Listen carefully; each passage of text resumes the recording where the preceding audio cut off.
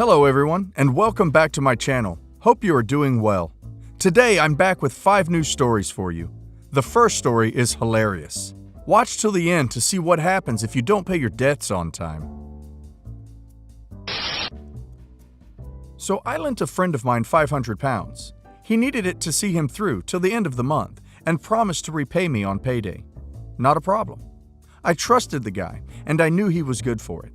Payday comes and goes. No sign of the money. I sent him a message about it. He said, "Oh yeah, sorry I forgot. I'll do that now." 2 weeks pass and still nothing. I message him again. He said he'd send me the money. Still nothing.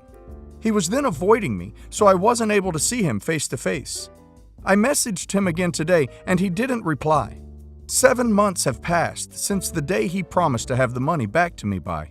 I've not been able to get a hold of him, nor have I seen him.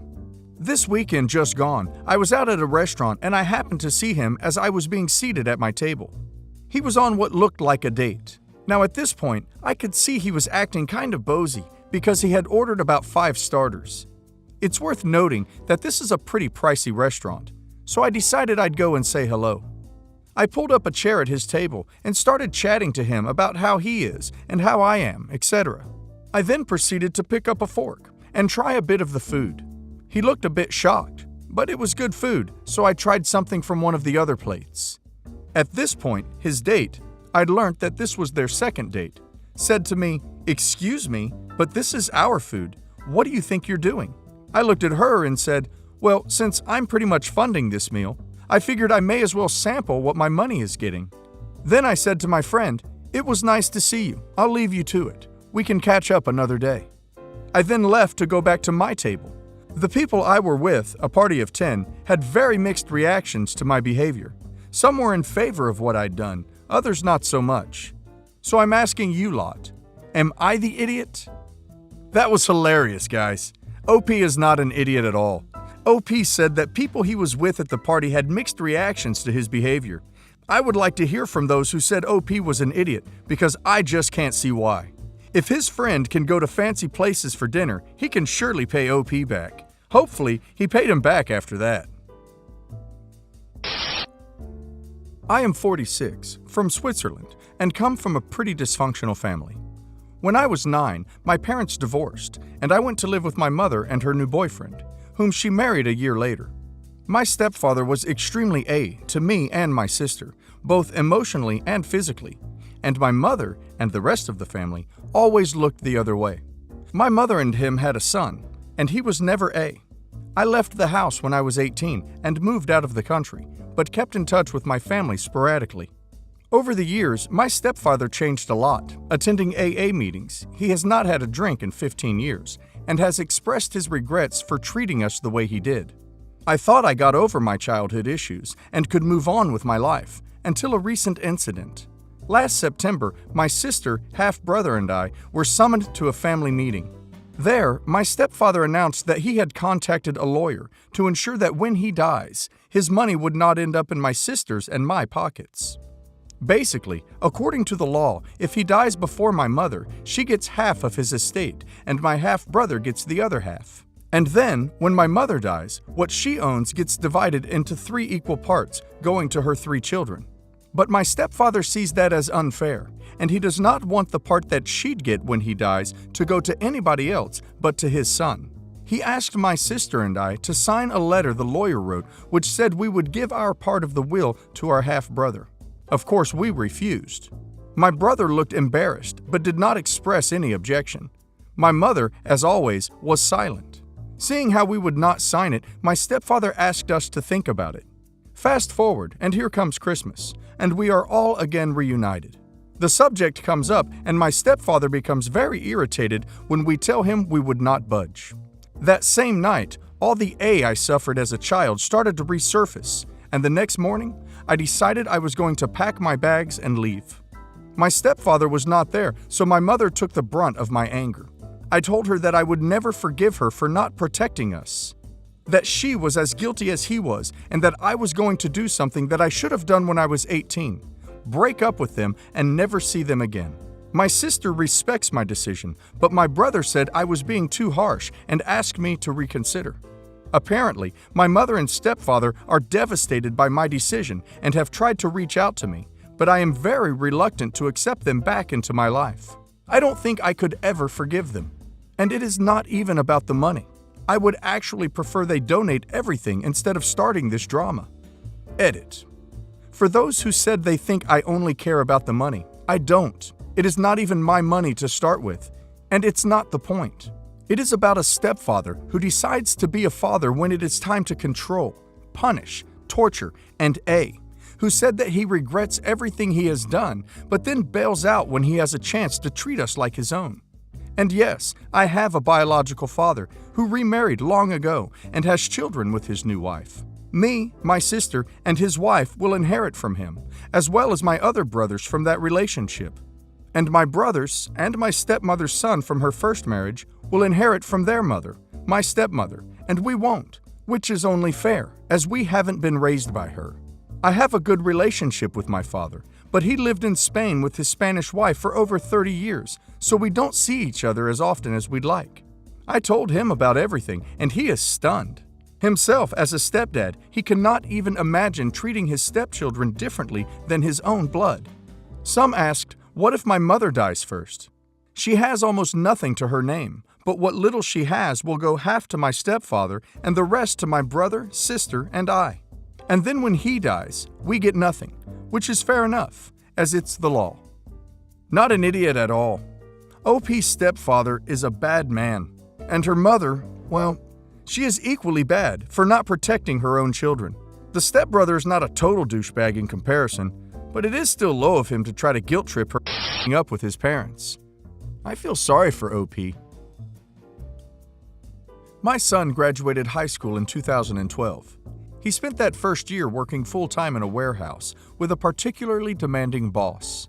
He learned a lot about the workforce and developed an amazing work ethic. But he quickly realized that he wanted to obtain his college degree, so he started community college part-time.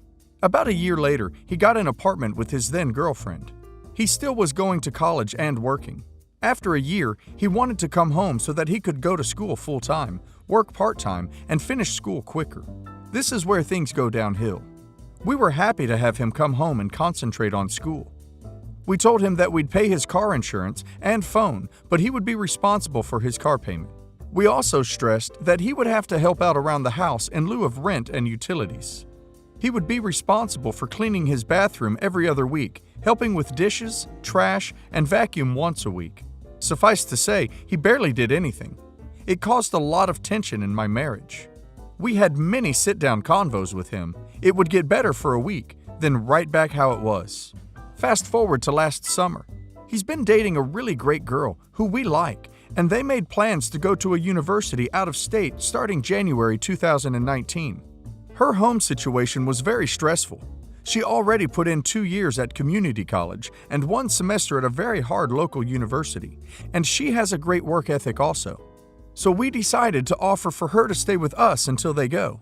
Within 2 weeks of her moving in, the plan changed from leaving in January to leaving in August. Not what we signed up for.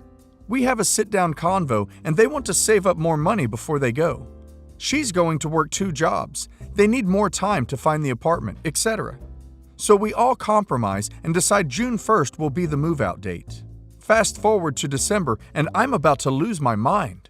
Our son barely does anything at all. He might clean the bathroom every 6 weeks. He might put dishes away every 2 weeks, virtually nothing. She has cleaned the bathroom twice since September. That's it. I was over it. The day after Christmas, I sat him down and told him he had to pay me $100 a month cleaning fee, and they had to be out by April 1st. I told him I was starting to resent him for not helping, that I've taught him everything I can as a parent, that I'll always love him, but it's better for our relationship if he goes sooner rather than later. He was livid. He's barely spoken to me since. I feel like I made the right decision as a parent because it really felt like enabling at this point. But I also feel horrible because maybe I'm being too hard and expecting too much. I just know that I love him and my heart is breaking. Edit. Our son has been out of school since last May. It was at that time that he bumped up his hours at work to full-time. Also, when I gave him the April 1st move-out date, I specifically told him that if anything came up financially, that we would help him, as long as it wasn't a repeating occurrence, i.e., we would pay his insurance, but no cash would be given. Edit 2. For those wondering about his mental health, I can't say for sure, obviously, but I don't believe his dirtiness is because of depression or anxiety. He's always been messy. Before his girlfriend moved in, I could tell him to clean it up when it got to a certain point. His door has always had to stay shut so guests couldn't see. But now that she's living in there too, I'm over it. And of course he was raised with chores and held accountable. But he's also one of those people who doesn't care about the consequences. But I'm strong-willed too. There are times that all he had in his room was a bed and his clothes, not even a door. I believe everything besides food, clothing, and shelter are privileges. Privileges that can be lost. But nothing I ever did changed his behavior. He is who he is. He's charming, sarcastic, incredibly smart, compassionate, and he's also a world-class procrastinator, stubborn. He lies to us, and he's lazy in his personal life. I don't think OP is an idiot. Your house, your rules. And 6 years later and he still doesn't have his associate's degree?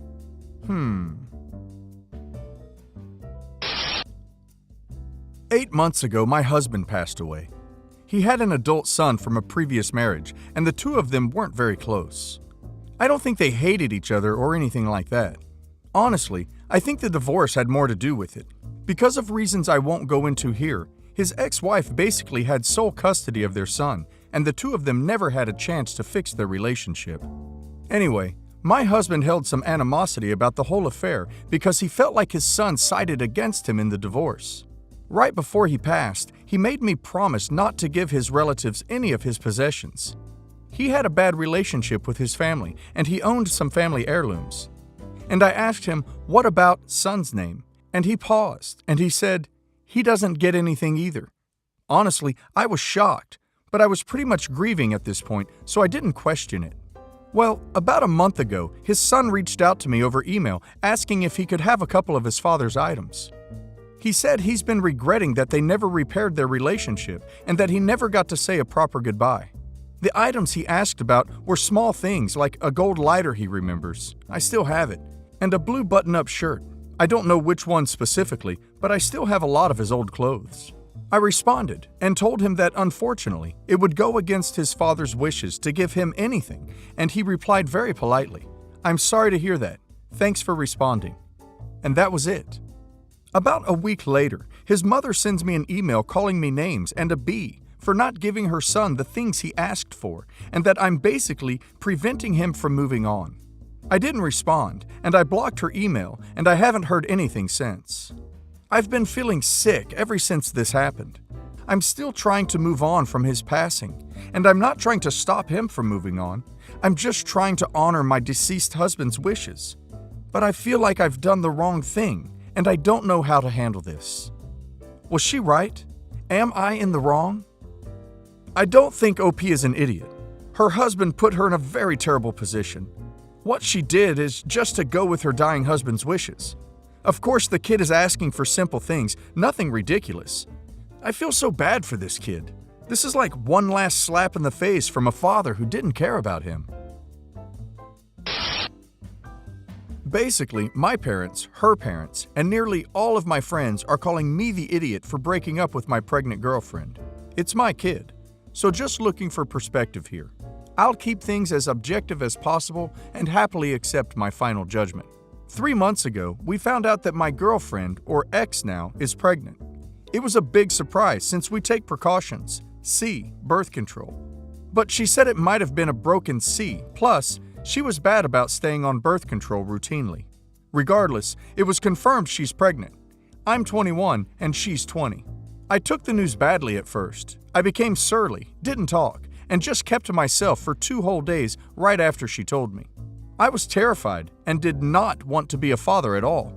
I just needed time to adjust to the news. I think she expected happiness from both of us, as she imagined I'd scoop her up and kiss her and cry tears of happiness after hearing she's pregnant. I know this because she even referred to that scene in The Office where Pam and Jim find out they're having a baby. Our relationship during this time was extremely rocky because she wanted us to be engaged before the baby came, and I dragged my feet. I took her to all of her appointments, paid for as much as I could afford, and was there 24/7 for anything she needed. I guess it was more emotional connection that I just couldn't force through, and she could tell. A few weeks ago, she sits me down and tells me she lost the baby. She says she had stomach cramps and then she miscarried. I was asking her a lot of health questions. I didn't know if a miscarriage this late into a pregnancy was normal. And she kind of waves me off and is like, "Don't worry, I'm okay." After this, our relationship's getting slightly better only because I'm slightly more relaxed now. She could tell and asked me to be honest about how I feel about the miscarriage. I tell her I'm sad it's happened so suddenly and mostly still worried for her, but deep down, I am really relieved because I 100% wasn't ready to be a father. Wrong answer. She starts screaming, crying, throwing things at me. She says she's not miscarried, that it was a test to see my dedication, and I've failed it completely. In short, we fought for like 3 whole days after this, with little sleep, because she'd randomly throw cups of icy water on me if I dozed off. At the end of that, I said I can't do this anymore, and broke up with her. I told her I'll be there for the baby, and I'll pay my share of whatever is needed, but I can't be her boyfriend, and I can't marry her. Now friends and family are telling me I overreacted, that it's just pregnancy hormones, and how could I blame her?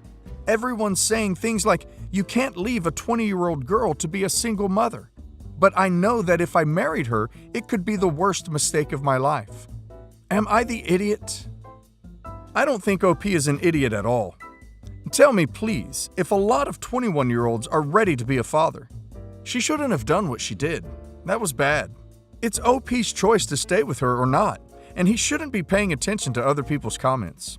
In the end, it's his life, and he will have to live with her.